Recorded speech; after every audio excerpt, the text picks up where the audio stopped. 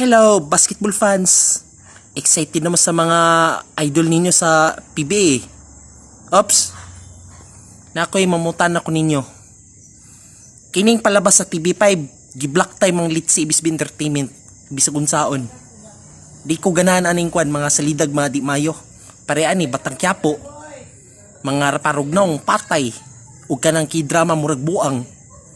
Dapat di iba na sa gabi ang kwan, mga salidag di mayo. Mahimo ba? Iban sa gabi ang mga kwan, mga heavy teleserye o k-drama. Gusto na ako na balaod, prime time heavy drama ban for life at di ka kasabot. Please, ibalik ninyong PBE sa TV5. Kung di mo ibalik na, ipadimanda ti ka. Sorry po Mr. MVP, kay sakto kong gibuhat. Mahimo ba?